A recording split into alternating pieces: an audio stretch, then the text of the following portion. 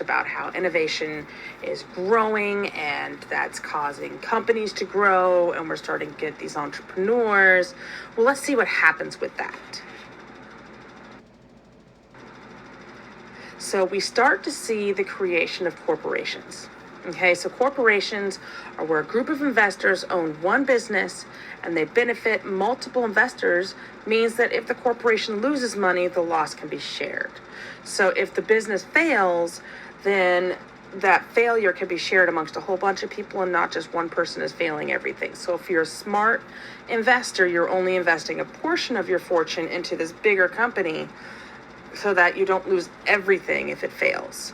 All right, so corporations are typically used for bigger industries. So you're going to see the railroad industry. A lot of the railroads are owned by a corporation because they take a lot of money to start. And they're very risky. So this way they can kind of bear the weight of it. And because of this, America's economy grew and became stronger than Britain's. So we've got these railroads growing, right? And we've got these factories, they're making more products. We need to sell them, right? And how do you advertise across the nation your product? Well, you use things like catalogs. So the Sears and Roebuck catalog is the first catalog to come out. Sears is starting to go out of business a little bit. Sears is known for you guys like as a department store.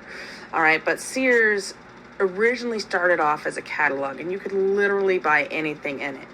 And so after this little talk, you guys are going to have an opportunity to go through the Sears catalog and tell me what you think.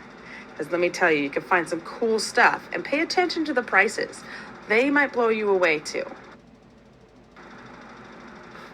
So how are these companies built? All right, so they're built in two different ways. There's vertical integration and horizontal integration.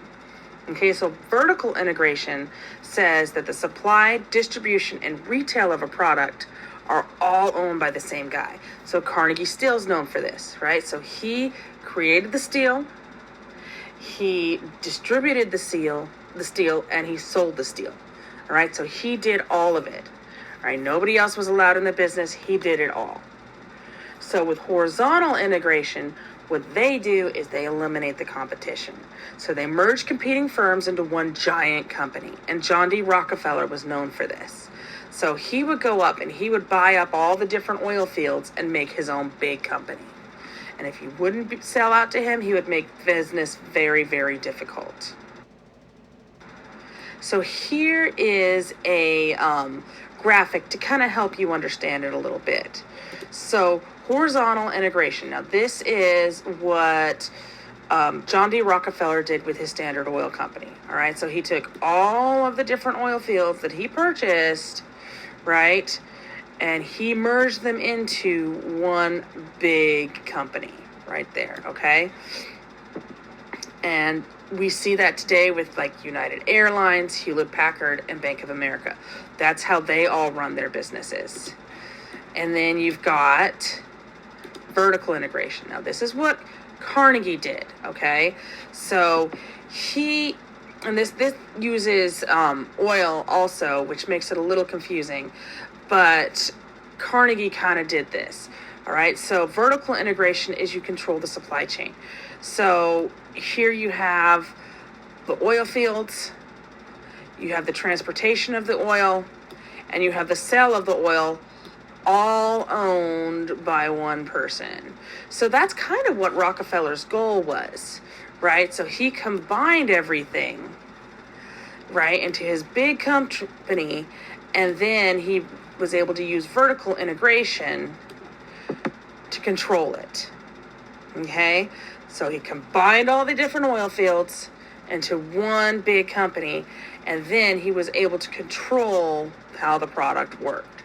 So you see Amazon, Virgin Atlantic, and Apple all do this, right? Your iPhone, right? You can only buy your iPhone from one person. There's lots of other different types of phones, but none of them are the iPhone, okay?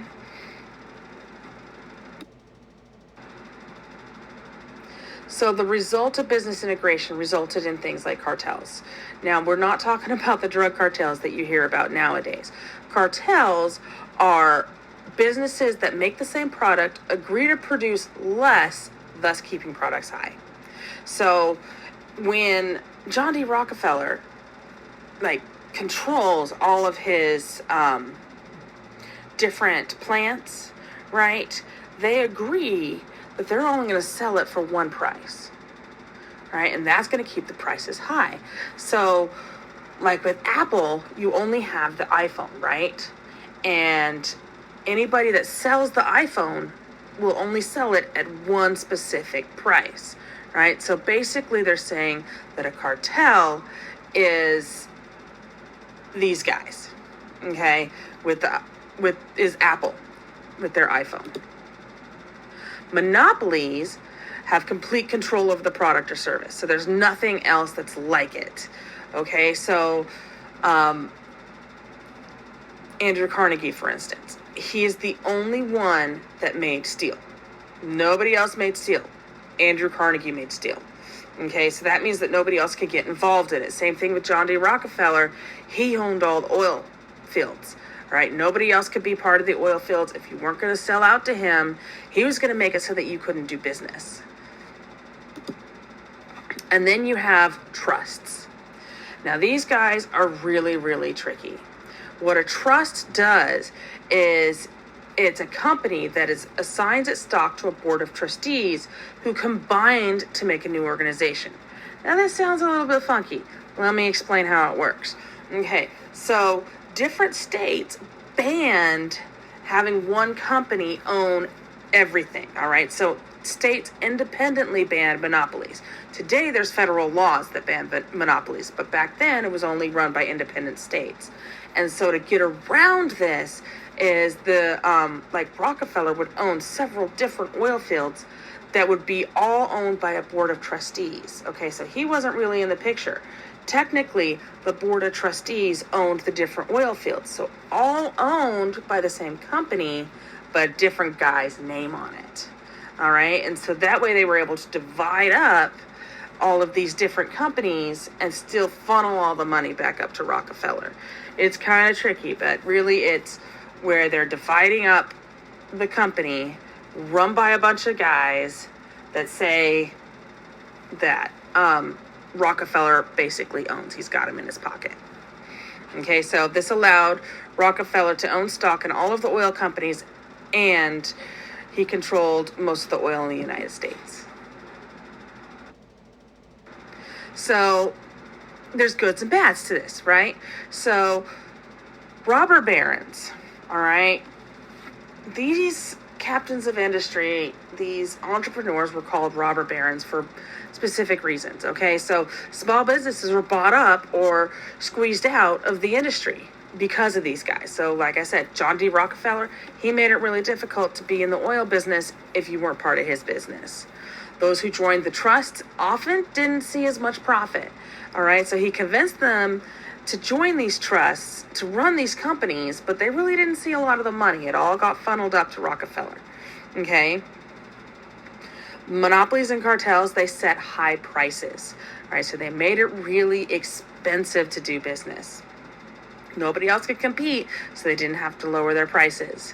Many thought the business leaders received these unfair advantages, all right? So they control the business, so they can control the laws, right? So there's really there's no laws to begin with, but they control how it's done, all right? And these are the kind of guys, the reasons we have laws today, all right? So you have captains of industry. So laissez-faire policies allowed businesses to flourish. Okay, laissez-faire, big word, really important to know. A really easy way to remember it is, remember, hands off. Okay, laissez-faire means there's no laws. There's nothing in there for the government to control. Okay, and the government feels like if we take our hands off of the businesses, they're going to be able to grow and they're going to be able to produce. We're not going to have as many restrictions.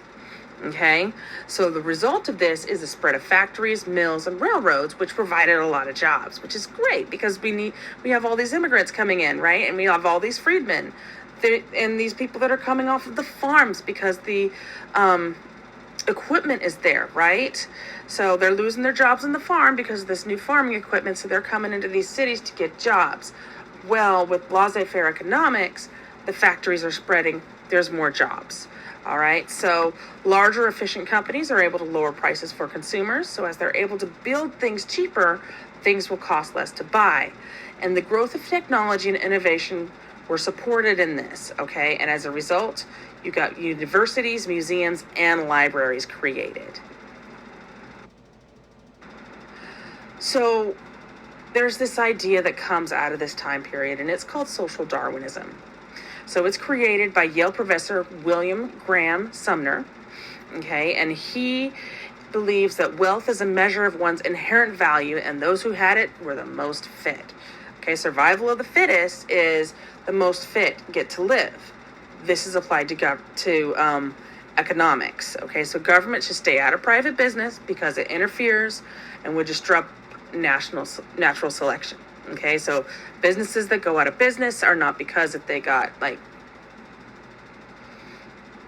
in trouble with finances, it's just because they weren't fit enough, right? So the nation would grow strong by allowing its most vigorous members to rise to the top, and that it was wrong to use public funds to aid the poor. Okay, so their philosophy is, if you're poor, you're meant to be poor. We're not going to support you, we're not going to help you, we're not going to provide any programs to bail you out. If you're poor, it's your fault. So that's kind of what social Darwinism is. So we're starting to see the relationship between government and business change. So railroads fixed rates and had secret agreements to divide the nation's freight. Okay, so many Americans felt this was unfair to consumers. And this is one of the ways that Rockefeller was able to control the oil fields. If you didn't join up with Rockefeller, then you couldn't get your freight out. Okay, so Rockefeller had a deal with the railroads, which he helped own. They also felt unfair because business policies and poor wages and working conditions meant that the government's laissez-faire policies costs were really high, right? So they wanted the government to do something about it. And so what do? They create the Interstate Commerce Commission. Okay, so it was created in 1877 by Congress to monitor railroad and shipping rates. Okay, it could only monitor railroads that cross state lines, though, and could not control railroad transactions. So here's the challenge. All right, so the Constitution says that the federal government cannot get involved in state issues. Okay, so commerce is a state issue unless it crosses lines. So the Interstate Commerce Commission can monitor the rates of railroads as long as they're shipping outside the state. If they're staying inside the state, there's not a whole lot that they can do. So there was also the Sherman Antitrust Act. All right, and the idea of the Sherman Antitrust Act was to outlaw any trust that operated in restraint of trade or commerce among several states. So again, this is over several states. It can't be monitored within the states. But like John D. Rockefeller not allowing other companies to compete, this would be part of this Antitrust Act because he is not allowing other companies to compete in the process. All right, so advantages are it enabled Congress to regulate trade between states and in monopolistic practices. It tried to eliminate hidden monopolies. It enabled competitors to sue. So there's actually like a thing in place for them to fight back. And it levied fines against the forming of trusts. All right, so we explained what trusts were and how they weren't really a good thing. Well, here they are. They're saying, look, these aren't allowed and we're going to be able to stop it. Problem is, difficult to enforce. Again, this is a federal act, not a state act. So if the trusts were inside the state, which is why they formed in the first place, it was really hard to break them up. It lacked clear definition of the practices that resulted in the restraint of trade.